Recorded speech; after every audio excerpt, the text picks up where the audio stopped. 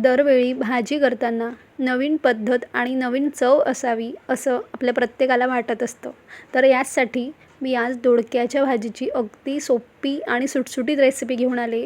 या भाजीसाठी साहित्य आणि वेळ दोन्हीही कमी लागतात.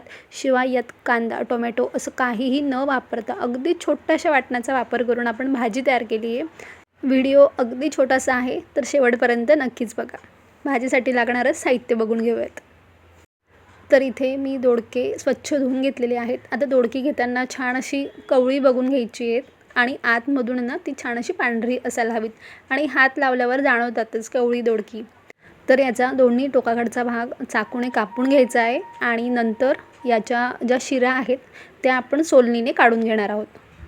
दोडक्याच्या शिरा या बरेच जण टाकून देतात, पण ह्या शिरांची जर चटणी केली ना तर एवढी छान चविष्ट लागते. खूप छान अशी कुरकुरीत या शिरांची चटणी तयार होते.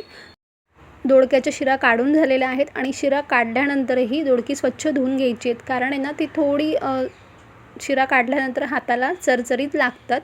तर तशी लागू नयेत ना आणि खातानाही तो कचकचपणा जाणवू नये यासाठी ती पुन्हा स्वच्छ धुवून घ्यायची आहेत.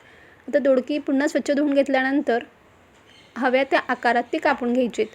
म्हणजे आपण नेहमी जे चौकोनी आकारात कापून घेतो त्याप्रमाणे तुम्ही कापून घेऊ शकतात किंवा अगदी लांबोळ्या आकारात कापून घ्यायची असतील तर तीही तुम्ही कापून घेऊ शकतात.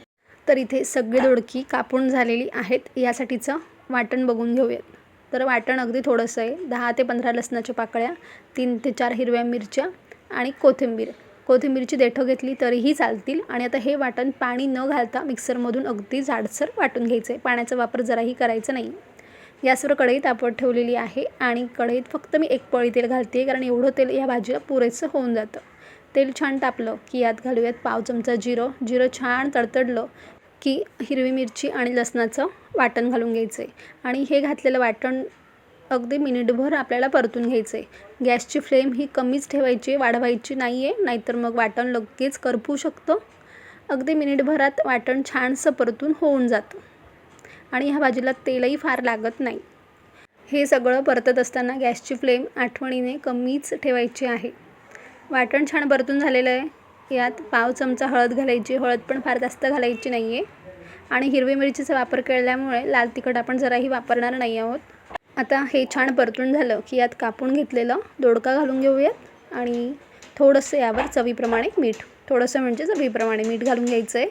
आणि आता हा दोडका वाटणामध्ये छानसा मिक्स करून घ्यायचा आहे. गॅसची फ्लेम अजूनही कमी ठेवायची आहे आणि ह्या भाजीत आपण जराही पाण्याचा वापर करणार नाही आहोत आणि केलेलाही नाही आहे. आपण वाटणात देखील जराही पाणी वापरलेलं नव्हतं आणि भाजीत देखील आपण डायरेक्टली पाणी काहीच घालणार नाही आहोत. तर भाजी छान परतून झालेली आहे.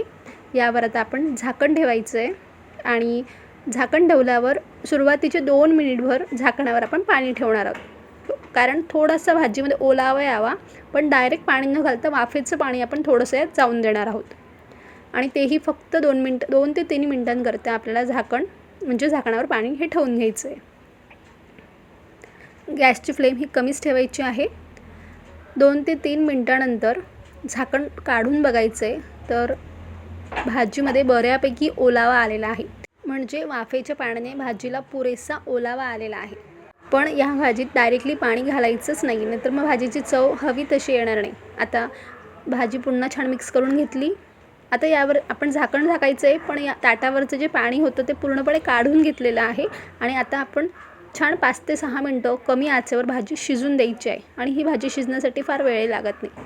तर आपण पुन्हा झाकण काढून बघितलेलं आहे आणि शिवाय ना दोडक्याला स्वतःचं असं पाणी सुटतंच, त्यामुळे भाजी अगदी व्यवस्थित छान हलकीशी ओलसर पण तरीही कोरडी अशी होते. तर अगदी एक 8-10 मिनटात कमी आचेवर भाजी मस्त शिजून तयार होते.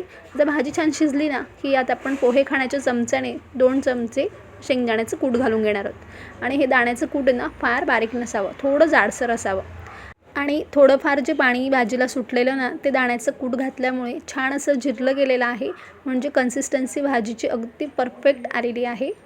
या भाजीत पाण्याचा आपण जराही वापर केलेला नाही तरीही भाजी छान हलकीशी ओलसर अशी आहे, त्यामुळे खाताना अगदी छान टेक्स्चर भाजीचं जाणवतं. यावर कोथिंबीर घालून घेते आहे. कोथिंबीर घातल्यानंतर छान पुन्हा एकदा मिक्स करून घ्यायचं आहे आणि गॅस आता बंद करूयात आणि लगेच भाजी सर्व करायला घेऊयात. खूप कमी वेळात भाजी तयार होते, साहित्य कमी लागतं आणि ही भाजी आपण टिफिनसाठी सहज अगदी सकाळच्या घाईगडबडीत बनवू शकतो. तर भाजी लगेच आपण सर्व करायला घेऊयात. तर तयार आहे छोट्याशा वाटणातली दोडक्याची भाजी, कमी वेळात कमी साहित्यात होणारी आणि चवीला अगदी भारी.